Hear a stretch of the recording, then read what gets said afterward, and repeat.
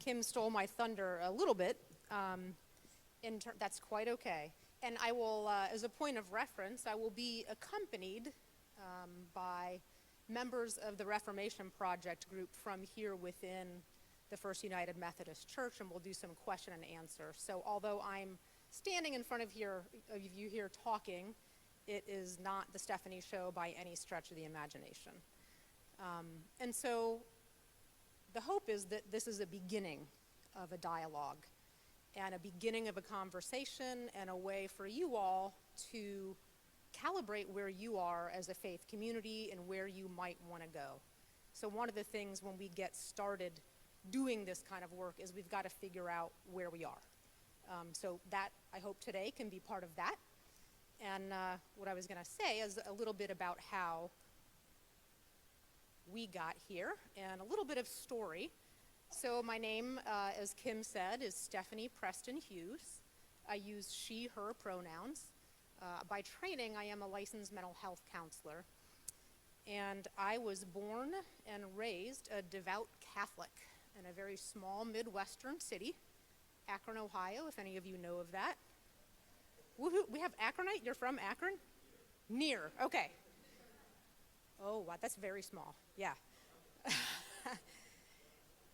Reynoldsburg, Ohio. Okay, so it's a lot of Midwesterners. And I was very active in terms of being raised in the Catholic faith.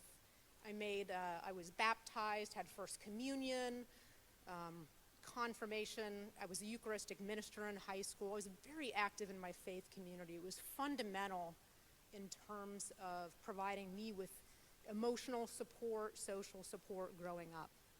And I heard some negative things about what it meant to be gay back in those days. I've known I was gay since I was 13 years old. I did not come out to family or friends until I was 20 years old and in college in 1993. And for anybody who remembers, 1993 was a fairly large March on Washington, which my college group attended. I was the president of said college group, so I thought perhaps it would be a good idea to tell my family, lest they see me. In those days, it was, we didn't have social media, so I made a trip home to come out to family and to tell friends. So fast forward to now, I am a practicing Quaker who is married to a lifelong Methodist. I will briefly point out Elizabeth, and then we'll leave her alone. She's sitting here. Elizabeth was raised in this church here at First United Methodist Church of Orlando, and she's currently serving as the lay leader for College Park United Methodist Church. And I came to the Reformation Project conference here that you hosted back in October, and it blew me away. It was an amazing conference, and I didn't know quite what to do with that. And then I bumped into Pastor Shelley at an interfaith dialogue that was held with part of Mayor Buddy Dyer's council at Lou Gardens. So she and I are driving around in the back of a golf cart, and it was one of those meant-to-be moments, and I basically invited myself, can I come and just join in your community? And she said yes, and so I'm good at getting myself invited places, as you might have figured out. And so I really have enjoyed being in conversation with folks who attended the Reformation Project conference.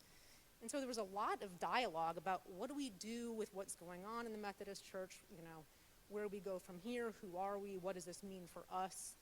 And so one of the things that we were clear about was that we can always learn more, and for those of us who know things, we can always review what we know. So that's how we got to where we are today.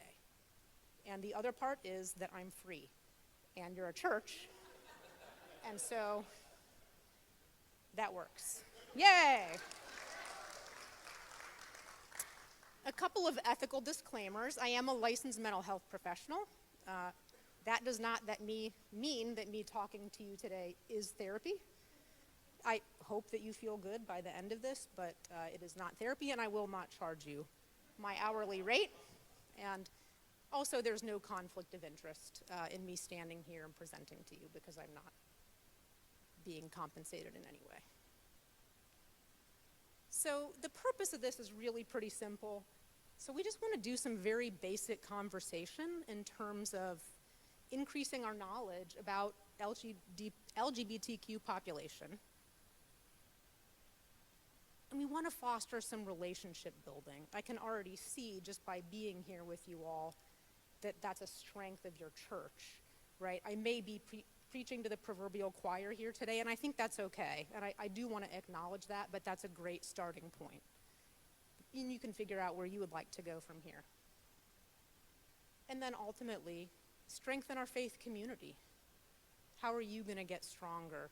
How are you going to carry the message of God's love from this place? So what this is not, I am not really well trained in scripture, y'all. So we won't go there. There's great resources. I know Fabian is really involved. You have the other sheep. You have the new class that's here. There's excellent resources, and I encourage you to look at those. I think there's excellent materials out there. If you have any questions, please see members of the church here who can share that information with you. This is also not a theological debate. I'm not really great at trying to convince people to believe things. I think I'm a little bit better at convincing hearts and just encouraging people to have open minds, so that will be much more my approach. And last but not least, I have no predictions about the future of the Methodist Church. I'm aware that the decision that was made from General Conference happened in the end of February, and that also the decision regarding the Judicial Council was released just within a few days ago. So I know that's hanging over, and I just want to name that, and so that might inform some of the dialogues that you have at your small tables here today. So here's our little overview, what I like to call our gay agenda. And if you can see, very cleverly, on Tuesday you'll notice tacos, Taco Tuesday. Because gays and straights alike do like to go to Tijuana Flats for Taco Tuesdays, right? Okay. So we can find something that we can agree on. Excellent. So what I'd like to do is talk a little bit about cultural humility. By popular request, we're going to review some key terminology. Some of these words that we're going to be talking about get really conflated and confused. I trip on them sometimes. Gender expression, gender identity, sex assigned at birth. So we're going to talk about all those things, and I'm going to give you a fantastic handout that's got a great website resource for you to go visit that has more downloadable resources. So we'll spend a lot of time on that. We're going to talk about facts versus myths, stereotyping essentially. We'll look at about intersecting identities. What does intersectionality mean? We will do some question and answer time about what it means to be LGBTQ, and specifically what it means to be an LGBTQ Christian. And then I'll introduce you to one Quaker concept called queries. And I recognize the irony of the word queer. In queries, I assure you that the first Quaker, George Fox, back in 1600s, had this concept made up well before I'm standing in front of you. So it's a for real thing. So one of the ways I like to start our time when we're talking about sensitive issues of identity, of diversity, is talking about shared agreements. And this is basically, it's coming in with a mindset. I don't like the word rules. That feels really rigid. We're mature people. This is just more kind of getting you kind of spiritually, cognitively on the same page. So just respect what is said, right? And so if someone's saying something, but that's because that's true for them. And we're just going to believe that someone's speaking their truth. We're going to honor the privacy of stories that are shared. So you might hear something in here that's really moving, and maybe someone's really okay with you retelling that story. But before you do, just check with the person whose story that is to make sure they're okay with you relaying that. And that's pretty common sense. This is, I think, the biggest one. I want you to notice and sit with any discomfort that you're feeling. Discomfort about Gosh, I realized I may have said some things that were hurtful in the past, and now that I'm in this space and realizing some better ways, I'm feeling maybe ashamed. Or you might experience some guilt about recognizing how a majority group that you're a part of has perpetuated harms. But just notice that. That's okay. My goal is not to make you feel comfortable. The goal here is get you to expand your awareness and to learn something. And then speak from your own experience using I statements. So if I can say something like, I'm confused about what you said, can you clarify that? That's a little bit different than people blah, blah, blah, right? So speak from first person, speak from me. Ask questions rather than assume. And this one is something that we spent some time talking about earlier this week, intent versus impact. So I want to assume, and I encourage you all to assume, that the folks that you're having conversation with today are coming from a place of good intent. We're here because we're trying to learn, we're trying to build community, we're trying to understand. Now that being said, can it be true that I come from a place of good intention and that I hurt somebody else? Sure. My example is the yellow light, yellow traffic light, right? It's a yellow light and I zoom through it. I didn't mean to hit somebody or rear end somebody in front of me, but if I did, I hurt them, right? So I just need to really be careful. So to me, the intent versus impact is just that yellow light, just be conscious. Are there any others that you would like to suggest or that make sense, or any questions about this kind of idea of shared agreements? Good, we can all do a thumbs up. Excellent.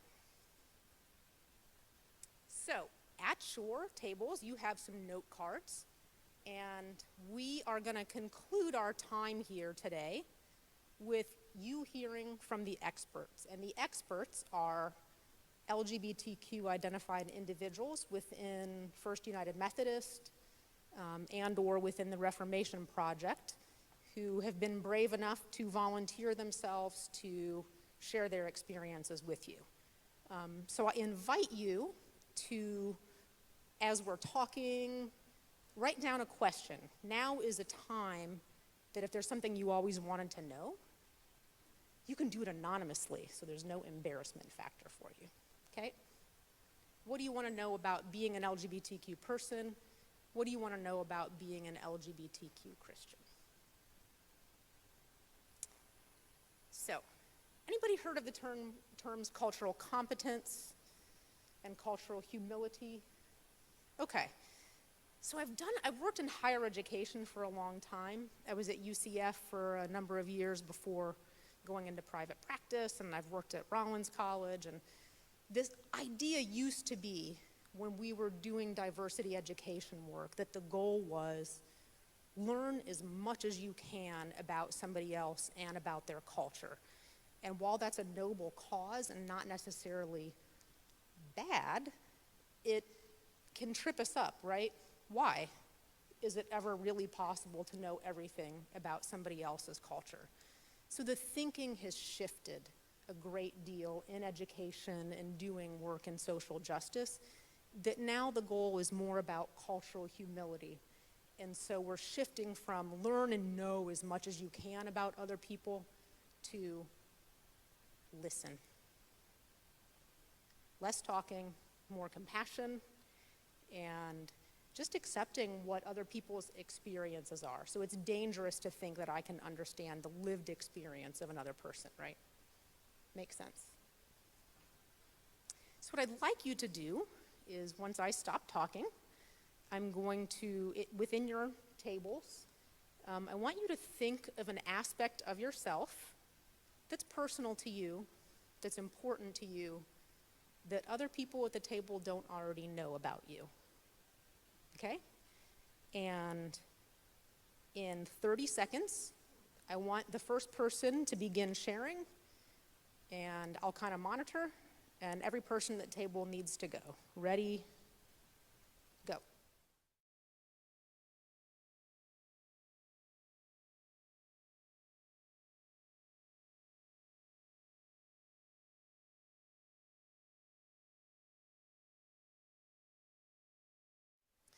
Are you beginning to wrap up? Are you at your last person? Wonderful. One of my therapist gifts is that I can pay attention and listen to you when you don't know that I'm listening to you. It's a great skill. Okay, so let's take just a second. We're not going to necessarily have an opportunity for everybody to debrief, but why spend a few minutes doing this get to know you activity? So that's a question for you to answer. So why do this?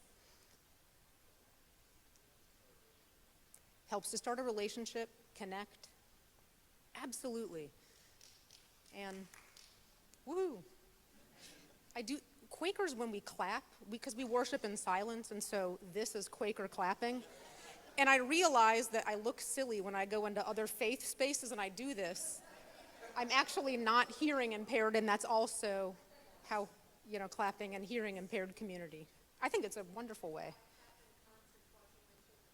Yes. Wonderful.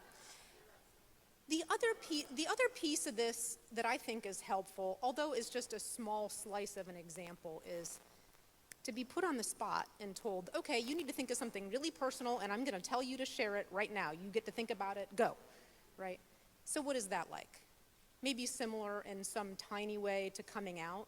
So LGBTQ individuals may face this decision about whether or not to come out in all kinds of spaces, all day, every day, to the checkout person at the Publix cash register, to at church, to whatever. So just hold that in your awareness, whatever was going on in your mind and your body as you were thinking about things like, how do I decide what to share? I'll let somebody else go first so I can calibrate what I'm sharing based on what they disclosed, right? How deep do I want to go?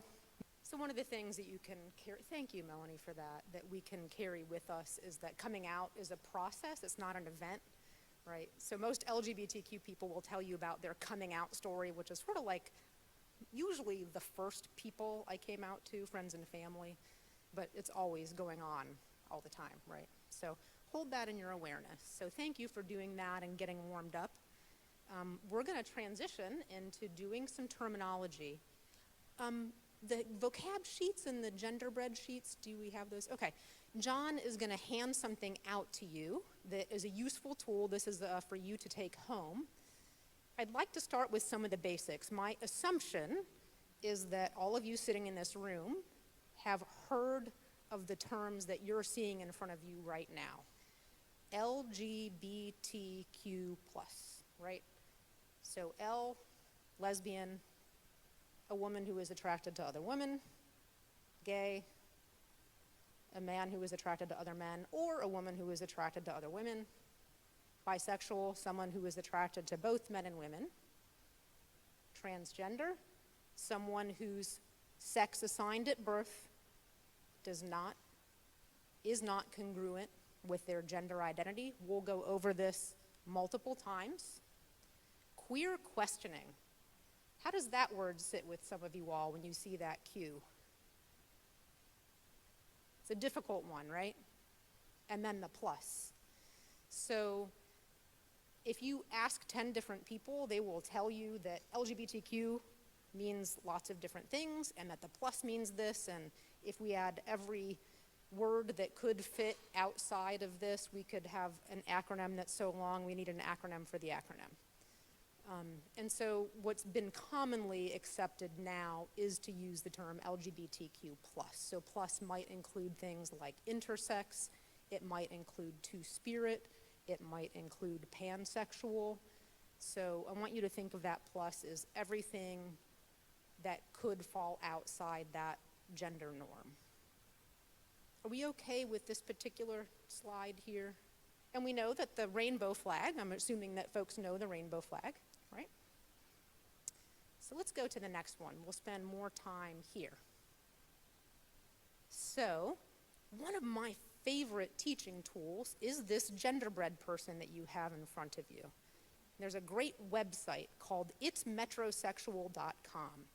If you're a teacher, if you're working with groups, they have wonderful downloadable PDF handouts, and also just for your own self to do some more education. And it talks about some of these terms, right? So this is some of the stuff we usually get confused. So if I fill out a form and it says to me gender, what are my options usually on paperwork? It says male or female. And every time I see that, I'm like, no, but I don't have access to give this workshop to the person in the tech room who's doing the paperwork. Sex assigned at birth is what the doctor said when you were born, usually based on looking at genitals, right? And so that's male or female. So when we say male, female, that's sex assigned at birth. When we say gender identity, that is who I know myself to be, who you know yourself to be internally up here. So when you look at your genderbread person, you see the brain on there.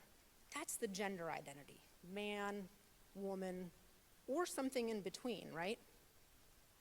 Cisgender.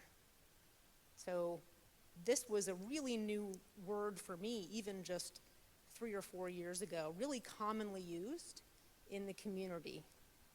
So people whose sex assigned at birth, right? So if I was assigned female at birth, matches my gender identity, which is a woman. So I am cisgender. Sexual orientation. Who am I attracted to, or to whom do I experience attraction?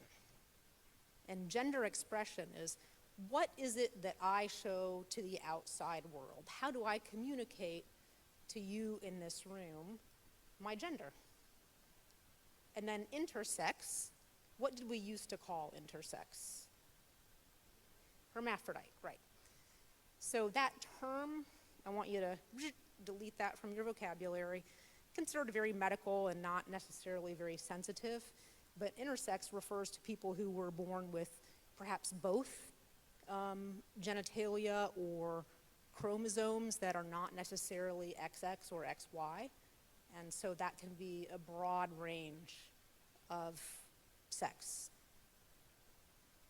Are any of these new to anybody? Have you seen these in writing, heard these terms before?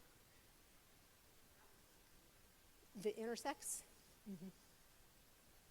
Yeah, and you know, one of the things that was interesting to me, there's a great movie that is free that you can watch on YouTube, and it's called Intersection, Intersexion, and it's a story of 5 to 10 different individuals and their experience of being intersex people.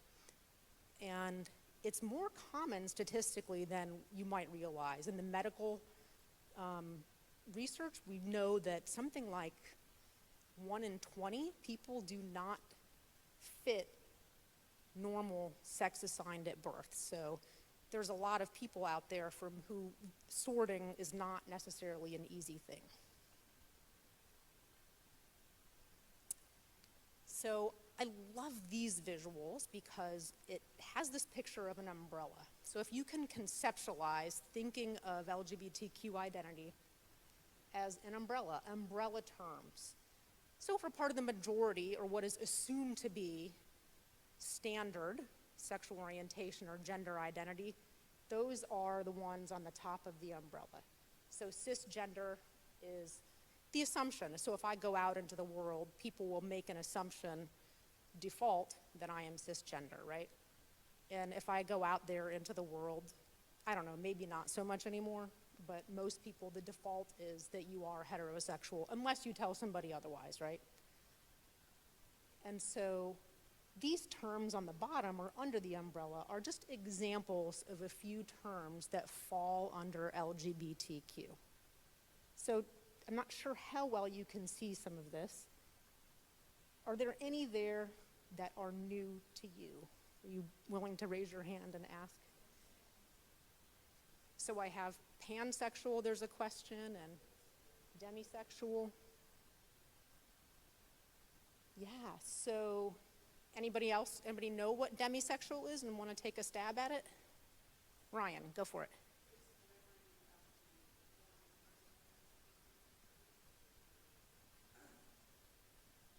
Yes, I don't know if everybody heard what Ryan said. You nailed it, Ryan.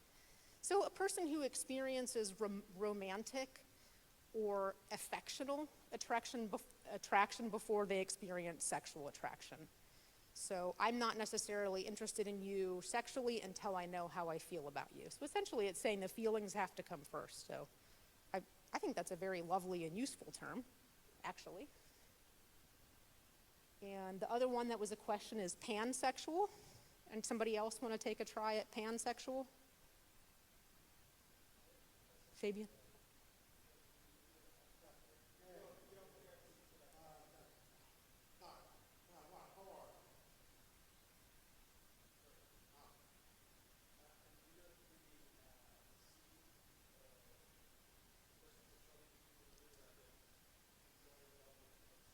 Yes.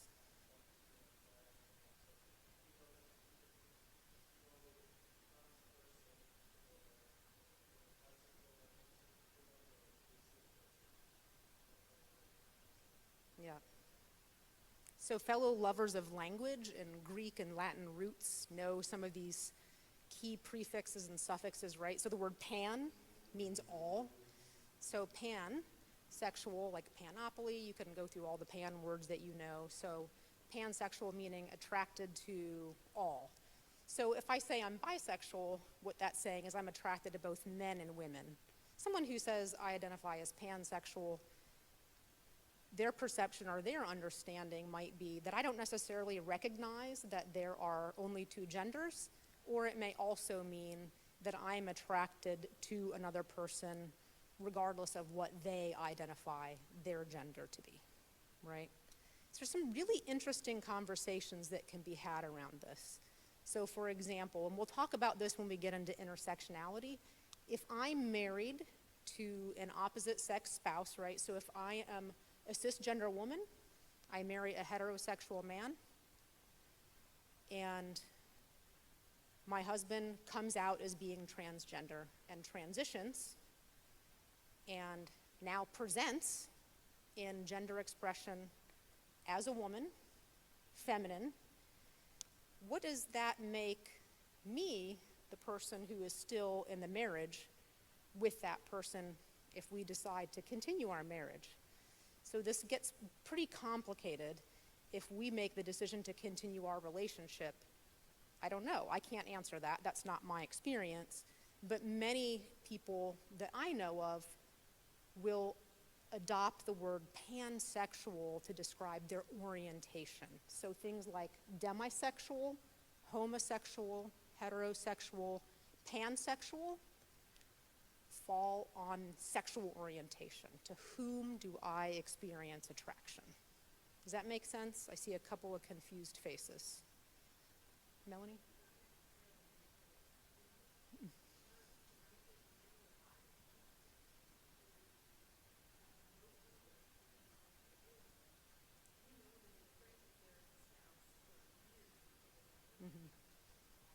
Mm-hmm. Yeah. So not mutually exclusive. I don't know if you heard what Melanie said, right? So identifying as one doesn't mean I can't identify as the other. So I saw Chris and I saw Fabian. David, I'm sorry. I don't know why I want to call you Chris.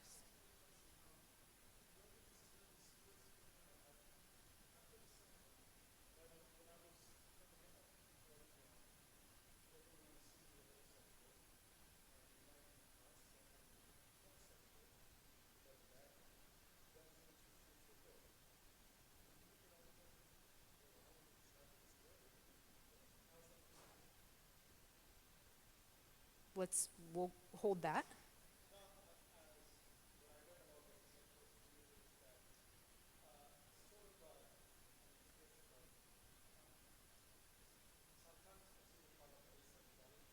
Mm-hmm.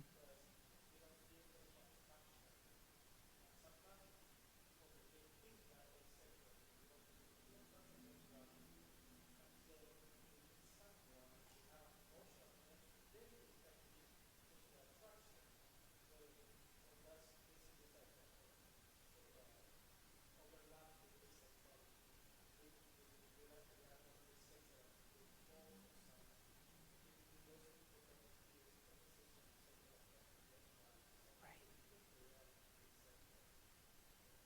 Yeah. Right. So we understand, and I'm going to go forward a couple here. And if you see your genderbread person, you'll see arrows, or you'll see a line with an arrow at either end. So one of the important things that we can take away is what Fabian just said. It's the idea of all of these things being on a continuum, right? And so if I were to look at sexual orientation, to whom I experience attraction, pansexual would be on perhaps one end of that sexual orientation. I can experience attraction to anybody. And asexual, I don't experience sexual attraction, might anchor the other end of that, right? Does that make sense? Make a little sense? And to answer your question about when did this happen, I don't know, but I woke up one day and I'm 46 years old. I came out in the early 90s, and it was pretty much gay, lesbian, and some bisexual, and that was it. And I always was perceived to be on the really extreme edge of things in college and in early adulthood, and I found myself working in higher education. I'll wait till the...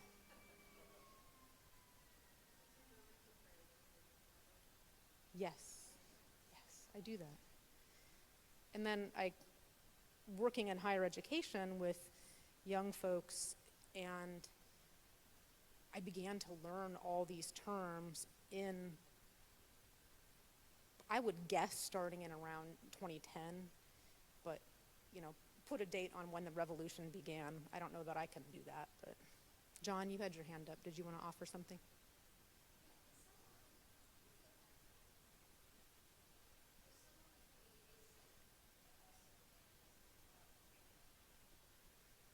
Yes. And this is where it gets, so remember when I talked about cultural humility? So right now, we all have smoke coming out of our ears. I can see it. I don't know if you can see it. I'm looking at you and you're going, and that's okay.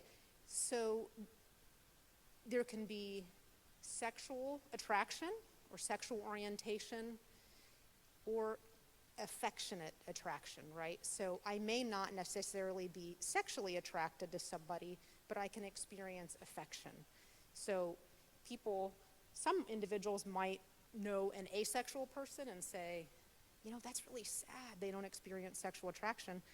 I'm here to tell you that the asexual friends that I have are like, it's not sad at all, it's great. I can still hold hands, I love to hug people, I have very deep and meaningful friendships, I can even have relationships, but the sexual intimacy is not the most important part. Mm-hmm.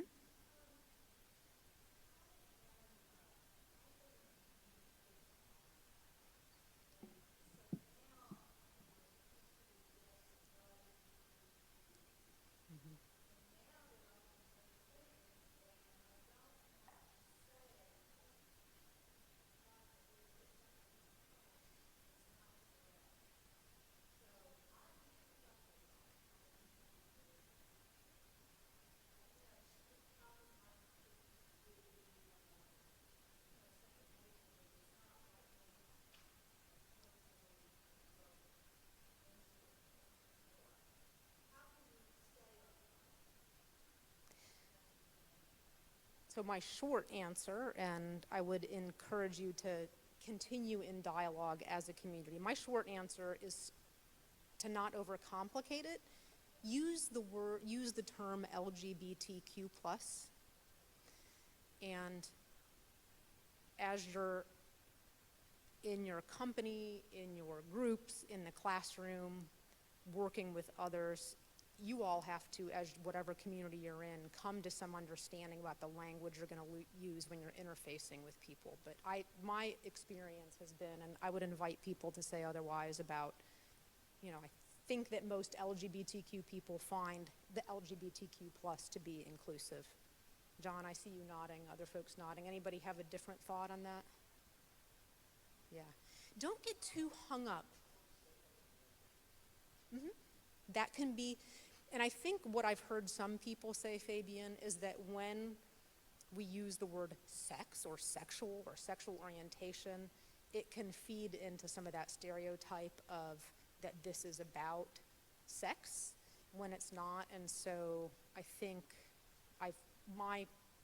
the feedback I've received is that LGBTQ kind of takes away from that, but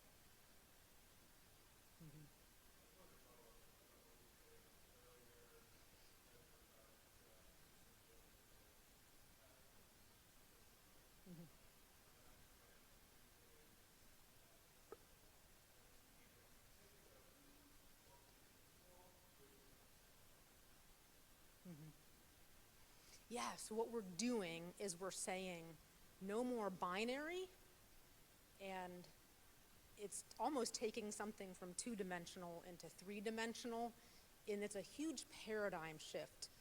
I will share with you that as someone who's worked with college students, with young people,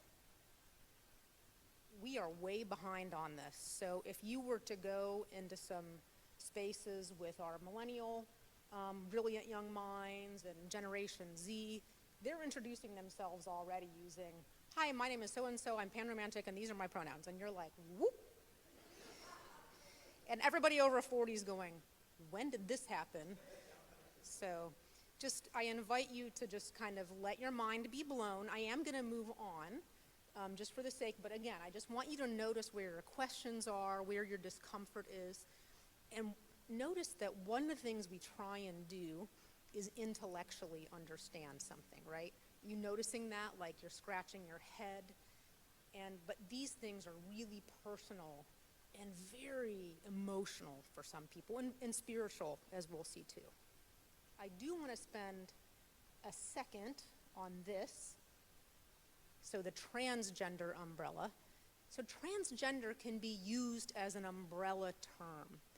One of the common misperceptions about this word is that transsexual equals transgender, right? And that's not true. We know that not to be correct now.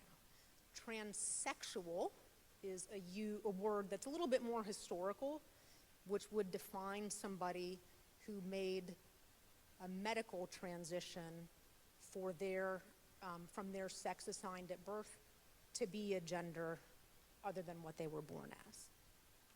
Someone can be transgender and never have undergone any kind of medical transition, and they are just as much as transgender as someone who maybe identifies as transsexual. If you see the word two-spirit there, that's something that's really an indigenous term that many people know about. So if you look historically at Native American cultures, indigenous cultures from every continent really had some form of gender that was a third or fourth or fifth. And there's beautiful terms for each of these. So I encourage you to, learn a little bit more about that. It's not necessarily saying that someone who says they're two-spirit is gay. So it literally means for them, two spirits in one body. So I could have the spirit of a male person and the spirit of a female person in this one container. Isn't that a cool concept? Right. Yeah. Performer, drag queen, drag king, oftentimes someone who's gay or lesbian, but not necessarily. Non-binary, so if you look at your gender-bred person and we see gender identity, right, who I know myself to be, man, woman, what am I if I'm right in the middle of that? Gender non-binary, so that's my gender identity. I don't identify as either or. So you might say I'm neither gender, or you also might say I'm both genders, right? Gender non-conforming, that one has more to do, in my understanding, with gender expression. So this depends on time and culture, right? So, and place. So if we look to early colonial America and our guys who wore the white wigs and so there's some context around that. Now, if Kim were wearing that around church today, he might look a little funny, but in 1775, that was accepted. So we've got to, when people say to you, that's very masculine or feminine, I want you to immediately anchor yourself in the context of time and place and think about that, you know. What are some places now? If I go in the Catholic Church and see the long, I mean, talk about transgressing gender. You know, some of the outfits that we wear and some things like that are very much outside what I think are the gender norm today. Any questions about anything that's on here? Okay. So you've got your genderbread person that you can do some more work with. A word about pronouns. You all noticed that I introduced myself using she, her, and some of you do this at your tables? Yeah. So the reason that this is a thing that you might want to consider doing in your community here is it's proactively stating that we are not going to make an assumption about the gender identity of anybody who's in this space, right? So whether or not it matters to you, it might matter to someone else. So when we all identify our preferred pronouns, it says we're not going to make any assumptions. How about if you don't know? Ask. So let's take a few minutes. I've been talking too much, and I'd like you to have some conversation at your table. And also remember, if you have a question that's coming up, please do write it on a note card, because I know you have some questions.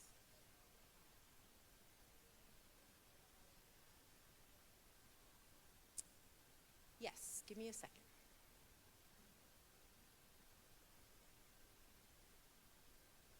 So, well, I'm a pretty direct person, if you haven't figured that out. So I would just say something like, I'm sorry, I didn't get what your preferred pronouns are. I'm Stephanie, I use she, her. And, you know, people who identify outside the binary or who are gender non-conforming really usually feel very moved or extremely pleased to be able to answer that for somebody, you know. I have not yet met a trans person who would be offended if someone said, I'm sorry, I didn't catch what your preferred pronouns were. It's great to say it just like that. They actually, see this little graphic on the side, if you go to Office Depot or some of these office supply stores, you know how they have the, hi, my name is, name tags, they sell these now with preferred pronouns. Yeah, for real. It's a thing. I'm telling you, corporate America is realizing they can make money off of this. We have lots of money. Yes, so Kim asked what is Z, Z-E, or X-E-Z. So I will share, I have permission to share about this individual who's an acquaintance of mine, goes by the name Danny, D-A-N-N-I, happens to be their birth name. Their pronouns are Z, Z-E, so it'd be Z and Zier, right? Danny is intersex, was born with ambiguous sex characteristics, has experienced medical issues unrelated to that. And when you see Danny, you say to yourself immediately, this isn't clear to me whether Danny is man or woman, masculine, feminine. And so for them, having a pronoun that isn't clearly one or the other is the most true to who Z is, right? That's a pretty unusual one. I only know one person who uses the pronoun ZE, and I've been doing this work for a decent amount of time. They would be most often, I've experienced, if people are on the, you know, identify as gender non-binary or non-conforming, they's pretty typically used. Yeah. I've also heard that pronounced Z, but just spelled with an X. Mm-hmm. I've not ever met a person who used that pronoun. So I guess you're going to have a lot of them left in your pack if you buy one of these at Office Depot.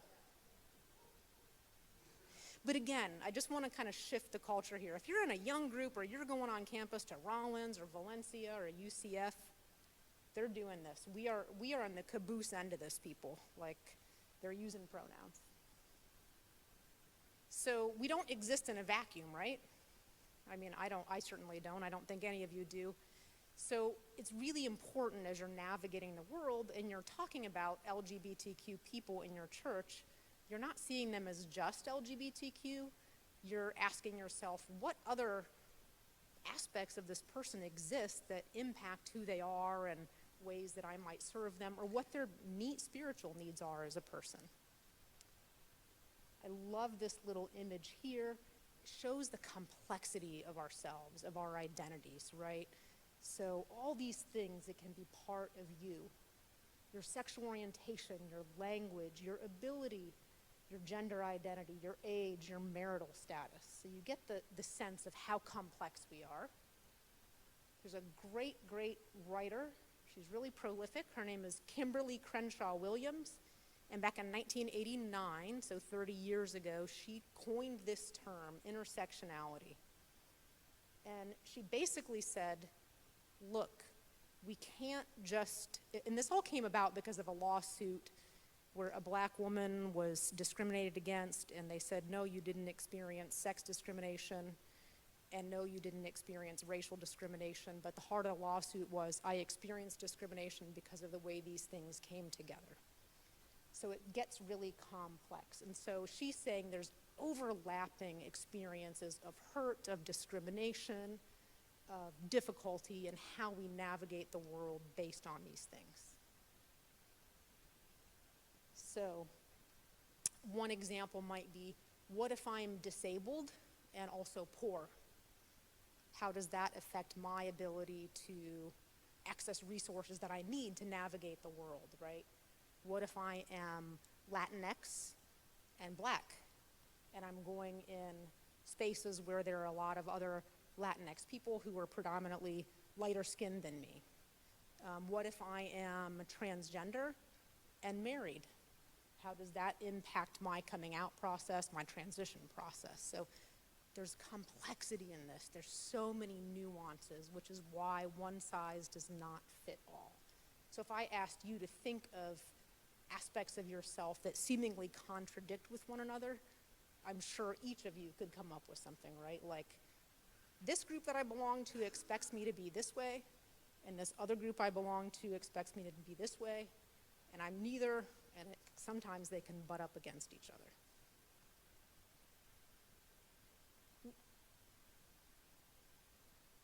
So when I was talking with some of the folks from Reformation Project, I said, what are some common experiences of LGBTQ Christians? And this is a list that we discussed and came up with together. So I want you to really look at this. I'm just going to read this out loud and just take this in. Hearing that all are welcome, but not being allowed to fully participate. Uncertainty about whether people will accept me when I first attend church. Difficulty trusting others at church due to past spiritual trauma. Not seeing people like me represented in leadership. Feeling judged by other Christians for being LGBTQ, and feeling judged by LGBTQ people for being Christian. That's a thing, if you didn't know that. Right, queer people? Okay, I want you to look around and see that, right? What I've heard from my gay friends who are non-theist is, why bother? They hate us. Doesn't that make you sad?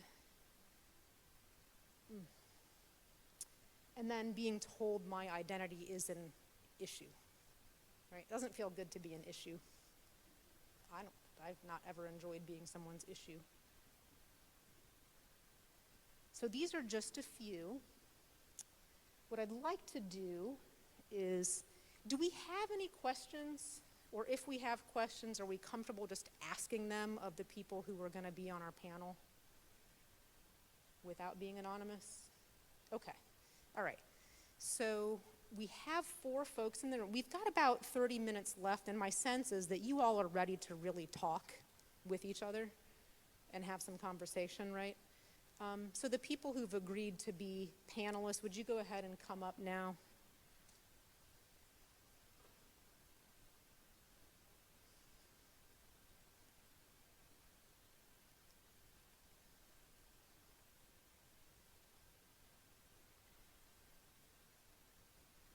And so because we're talking about complicated things and we're just getting started, I wanted to add a little lightness to this, right? This can be intense, this can be heavy, and that's okay. It's a serious thing.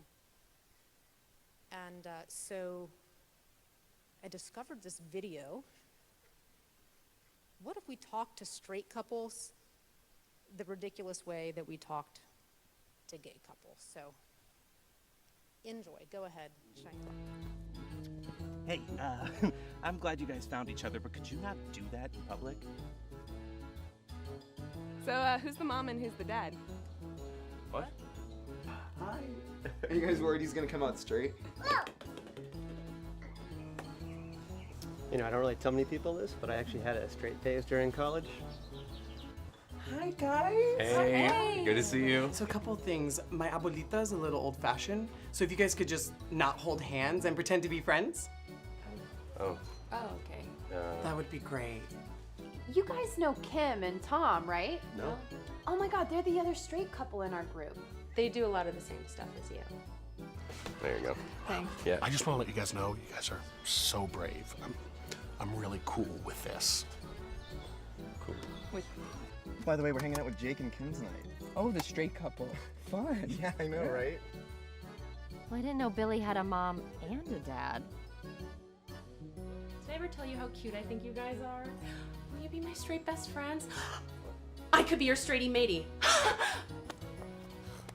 Don't they know it's Adam and Steve, not Adam and Eve? Heteros. So how do you know that you're straight if you've never had gay sex? How do you guys have sex? We, All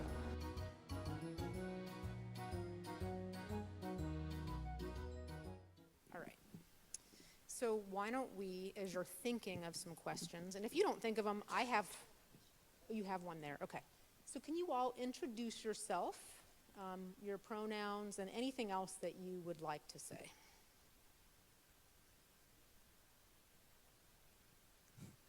Well, my name is Ryan Arnold, and my pronouns are he, him, and his. Anything else you want to say, Ryan? You're usually not that brief. And you know I love you. Not really. Okay. Hey y'all, I'm John Atchison. I don't have preferred pronouns. You're welcome to use whichever pronoun you would like to. And I go to church here. I'm also a seminary student in Berkeley, California. Hi, I'm Shelley. My pronouns are she and hers. I do not attend church here. I attend at a UCC church in Longwood. I'm here with my wife, Yvonne. And yeah. My name is Fabian Lazarte. I prefer the pronouns he and him, although I don't get offended if they change the pronouns, because since English is my second language, I always have problems with pronouns, so I change everybody's pronouns. You know, whether you are straight or gay, I will change your pronouns. I attend this church and have my partner Jose with me. Yeah, 2 years. Wonderful. So I'll let you hand the microphone. Do we have any questions out there in the audience? Do you have a question, Brooke? Or something you want to say? Question? No, he wants me to say, he wrote it down, that he knows trans men.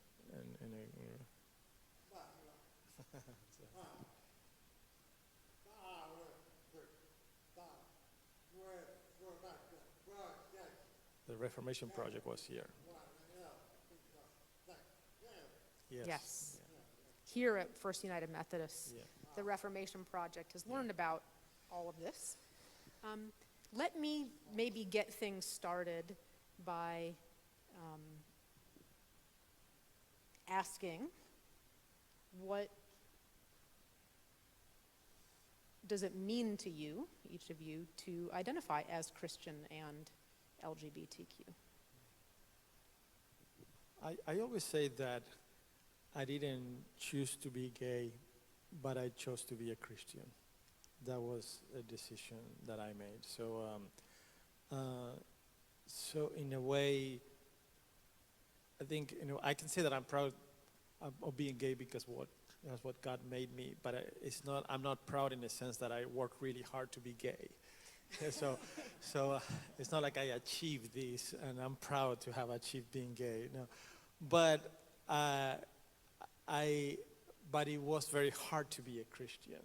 I have to work my will and to face, first of all, face in a way kind of a little bit of rejection because I'm the first Christian in my family. My whole family is Catholic, and then coming out as gay, then face the rejection of the church, and still keep my faith because I chose this, because my faith is important to me, and at first it's essential to me. It is my identity now, but this is a chosen identity. So for me, I didn't become a Christian until I was in college, but I didn't come out until I was, I don't remember how old I was, in my 20s. After college, after I'd moved here to Florida, which was a little over 10 years ago. So all of that kind of happened in a very odd way, but I won't go into any of that. So what it really means for me is I almost feel like a lot of gay Christians have had an opportunity to really stop and think about what faith means to them and who God is and what God is about, because we have to. We have to know, because a lot of times we have to defend it to other people. We've had an opportunity to break apart maybe some of the rules and the things that people have just told you, like this is true, this is true, this is true. So so I feel lucky that I've been forced, because not everybody really stops and takes the time to really deconstruct and then reconstruct their faith. So sometimes I feel like we're lucky that we have that opportunity, even though it is forced upon us, I will say. But it is something that I feel like LGBT Christians are a lot more informed in their faith and really understand and can feel that love in a way that I think some people may not have had the opportunity to do so because it wasn't forced on them. So that's what it means to me. So the church is kind of where I first experienced community, and I was really happy with my church family until I came out and I was told I was no longer welcome. So I think that experience taught me that my sexuality and my faith are both two integral parts of my identity.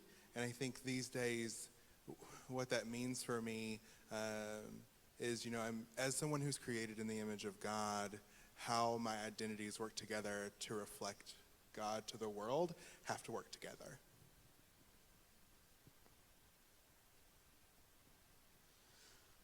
I mean, I could echo parts of what everyone here has said. For me, I grew up in Mississippi in fundamentalism. So much like John, I experienced my first community in the church, and my grandfather was a deacon growing up. My dad was a deacon when I was growing up. So just a lot of my identity came from in the church, and like Fabian said, I didn't choose to be gay, but I chose to be a Christian. And everything that I've read, everything that I've learned about being gay and also being a Christian is there's a lot of struggle there. And so I think the most strengthening part of it for me is knowing that it's a struggle. And I think that being Christian and being gay has taught me that despite the struggle, I'll be okay. And that's the main thing I take from it.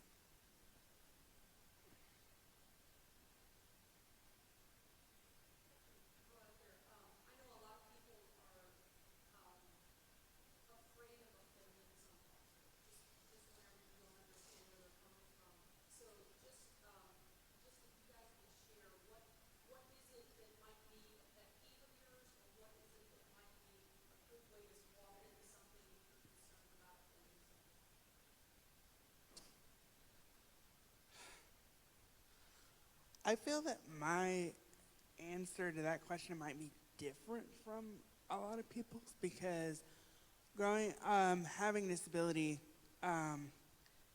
you get a lot of people wondering about you from, I was born with my disability, so from the time that I was 2 years old, I can remember thinking that I was different and people would look at me. But for me, I work with children, so I would prefer someone just ask a question and not worry about offending me. Like people with their kids, I see parents telling their kid, no, don't ask that, don't say that question because it might offend him. I'm not gonna get offended. I would prefer you to ask because if you wanna ask a question, to me it means that you wanna learn. And so if I'm answering your question, I'm educating you and you're not gonna offend me by your question, so.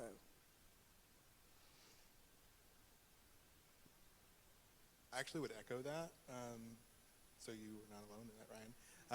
I think that when I come into a new space, I am so afraid of having to come out again. I'm so all of the trauma that I've experienced comes back, and I have to walk really cautiously forward as I determine what I can share. Is it a safe space to do that? And so I feel like having someone willing to ask the questions makes me feel more comfortable sharing, because it means that you're already thinking about who I am and how I can fit in here. And I want to reiterate that as well. I prefer to be asked questions. However, I do want to speak from the other side, because you're looking at people that are willing to get up here and talk about their experiences and their life. But I will tell you, most of the people that I know are not willing to have these kind of conversations unless they have a relationship. So the types of questions that you might have and how those questions are asked is very dependent on the relationship you have with the person. It is not incumbent on the LGBTQ plus population to educate other people about their existence. And a lot of times it does feel that way, that everywhere we go we have to, well, let me explain myself to you, let me explain myself, and that can be very tiring. So that is not, I want to make sure that that's not an expectation from people, because we wouldn't expect a black person to walk in the room and let me tell you about my experience so that we can get along better and so we can relate. We wouldn't expect that. That's silly. That's kind of similar. So when you have a relationship with someone, that you're friends, you're getting to know them, the type of questions that we ask people is very dependent on the type of relationship that you have. So that's what I would say. So if it's a very personal question and you want to know someone well enough to ask that type of question, great. Be in relationship with that person. You might get it answered without having to come out and ask. I'm sorry? Thank you for the clarification. Yes. Did you want to say something? Did we answer your question? Because I didn't know if you speak, because even us as a LGBT, like me as a gay man, it took me a while to understand transgenderism. It was something that I did not understand, because we have nothing in common. Probably the rejection that we might face, but I don't think it's even the same level, because a transgender person being something so physical, visible, probably experience even more rejection, because I can walk in the street and people might assume or not that I'm gay or not, but a transgender is more visible, so they have a different experience than I do. So it was hard for me. So I also have to struggle to what should I say to a transgender person, how should I ask? And I've learned through being in the LGBT community and meeting other transgender people that in general, they will prefer to be asked, what is your preferred pronouns? Or how do you identify? And but like Shelly was saying, it's always when there's a relationship, and also I think people can feel your intent. You are questioning because you really want to be educated, or you are questioning because their existence bothers you.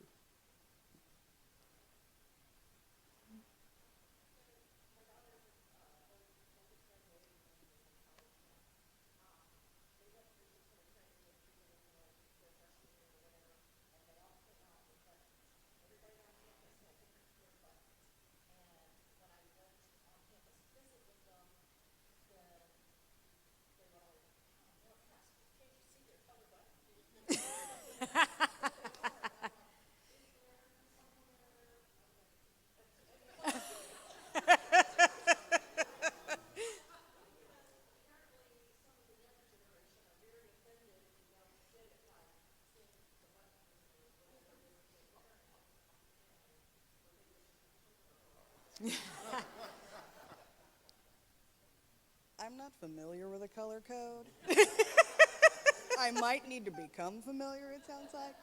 Well, I'm wondering, was it just a solid color or is it like a flag, like stripes? Okay, so then, okay, that's what I had a feeling. So there is a ton of flags. The rainbow flag kind of encompasses, you know, everybody. But then different identities have different flags. You can Google it. I've Googled it before because I've been at Pride and I'm like, that one's unfamiliar. And I will look it up.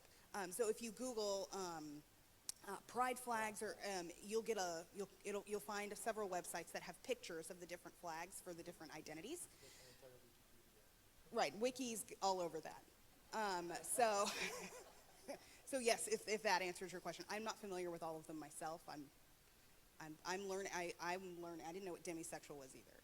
I think people it's funny because everyone assumes, oh, you're LGBT, you must know all the things. Like, nope, I know all of this. That's it. So anyway, if that answers your question.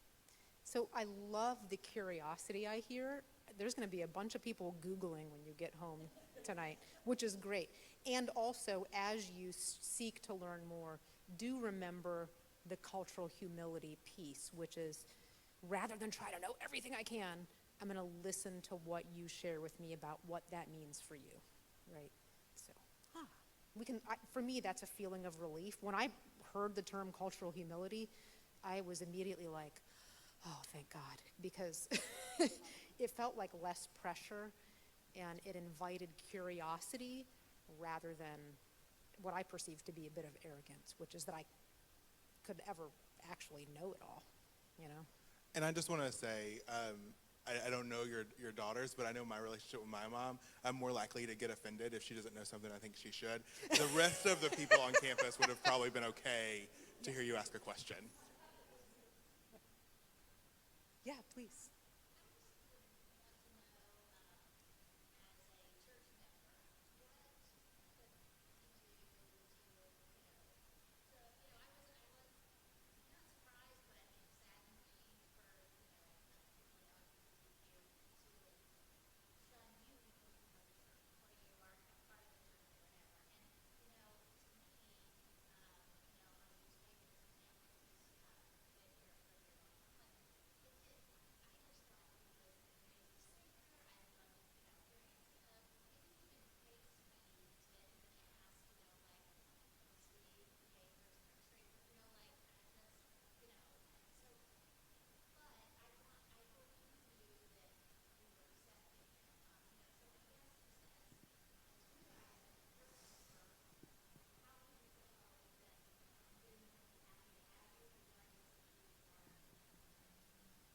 Well, actually, that's exactly what won me on this church. Because before I arrived to this church, I went to other churches where I thought it was like overly celebrated, that I was like, oh, we have a gay member, yeah, rainbows. Chief. I was like, yeah, so like I'm the gay talking guy, and this church, like that make me feel uncomfortable. It's like, I don't want you to like me because I'm gay. I want you to embrace me because I am a Christian, because I have something to offer for the body of Christ, not because of my sexuality, because what God gave me. And one of the things that won me really to this church was like, I always tell the story that when they never asked my sexuality. They say, what are your talents? So I used to sing in the other church. And they say, okay, we will introduce you to the worship leader. At that time was Chris Greener. And I said, so Chris, I used to be part of the worship team. And he said, oh, great, just come on Thursday and we're going to rehearse everything. And I guess like almost a PTSD from the rejection of others' church. I said, well, but I have to tell you something. And he said, what? I said, I'm gay. And he was like, but can you sing? And I was like, yeah, like this is my church, you know, because they didn't care. Like, what can you sing? That I'm confused, you know. I like that they didn't. My sexuality was not an issue, whether positive or negative. It was a non-issue, and that was important to me. I don't want to be in a church for my sexuality. It's like my sexuality is an issue, whether it's a positive issue or a negative. It was just a non-issue. We are here because you have something to give to the body of Christ. So that's the reason I'm here. Yeah.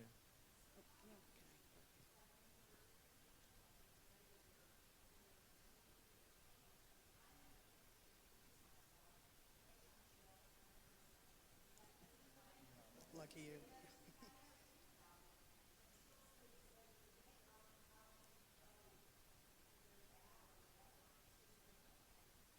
Yeah.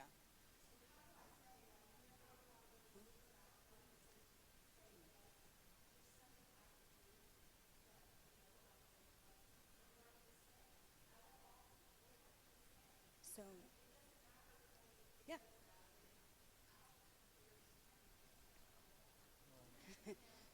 So, you could say you're a safe place all day long, every one of you, but that we've heard that. We've heard all are welcome. I know, that's what I'm getting there. So when you say those things, we don't necessarily mean it. It's built through trust. So whenever you are introducing yourself to a new person, and they say, I'll just say, take my wife and I, for example. When I go to a new place, when I say, this is my wife, I watch faces. That's how do I determine if this is a safe place? I'm gonna watch you. And see how you react to that. So, so just be, if you really are welcoming, your face isn't gonna change at all. You're gonna completely like, oh, okay. If, you know, what I really like is when people are like, oh, how long have you been together? When is your anniversary? Really taking, asking questions that tells me you value my relationships and who I am as much as you do all of the other people there as well. So at my church, I shared this at the Reformation Project worship night, that my pastor will acknowledge anniversaries, and we're acknowledged in front of the entire congregation. Oh, you know, it's, you know, Shelley and Yvonne's, you know, whatever anniversary. Or when we were fostering, they treated us as parents just like everybody else. They didn't ask, oh, well, is it really hard for you because, you know, just, and just treating people like people. And when they say things like, oh, this is my partner, not reacting in a negative way, really, and celebrating along with them their celebrations. Because one of the best things for relationships in the church, and heterosexual people know this, one of the best things you can have with your relationship is people cheering you on. So if you know that your people, the church is behind you and cheering you on and celebrating those goods and talking to you when things are not going great or whatever, that really strengthens you. So the best thing you can do is just be you and not react in a control your face. If you are still, seriously, if you are still struggling with it and it's uncomfortable for you, try to control your face, and just try to keep being there so that we can learn to trust, I think is probably the best way to do that. So I'm gonna hit the pause button. So John, why don't you finish and then we'll come to a closure. I'm very aware about how woefully inadequate our time is. So I will leave this up to you as a faith community about where we go next from here. But thank you for that brave question.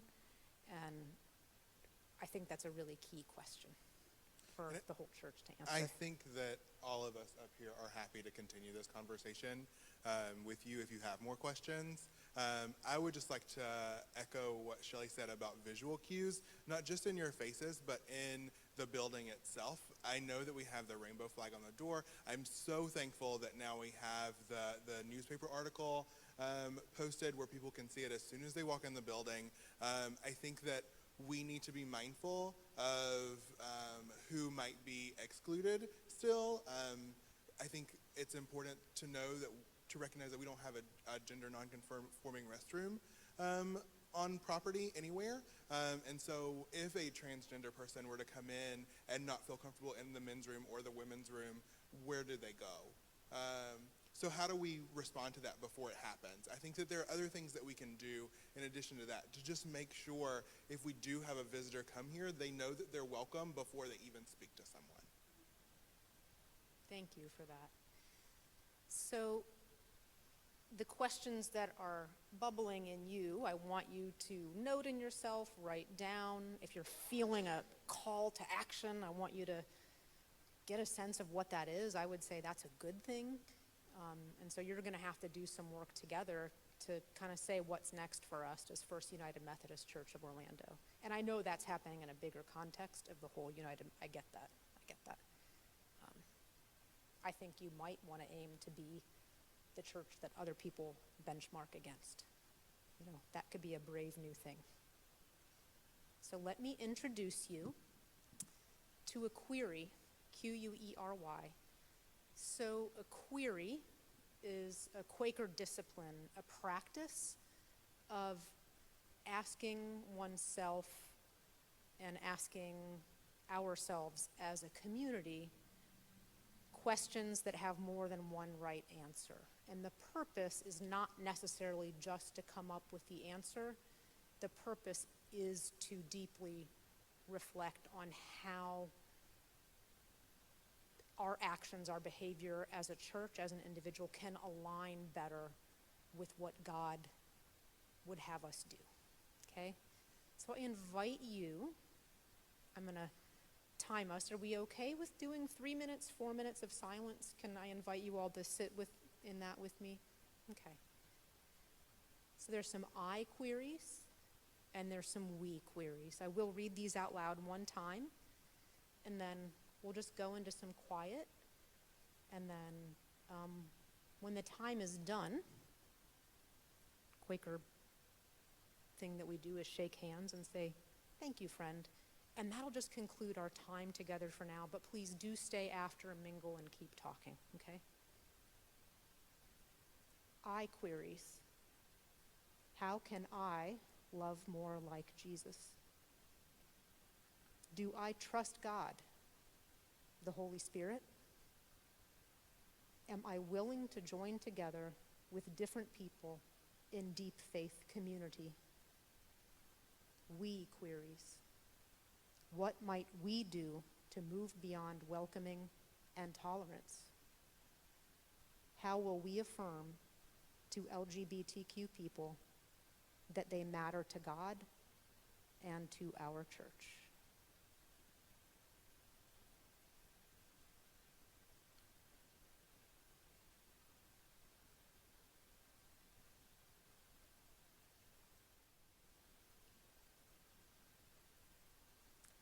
Congratulations, you're all Quakers now. Isn't that lovely? Can you imagine what things would be like in our places of work, and if we all started a meeting with a minute of quiet and ended every meeting with a minute of quiet? Thank you very much, friends, and thank you to the people who were brave enough to answer questions for us. Thank you, friends.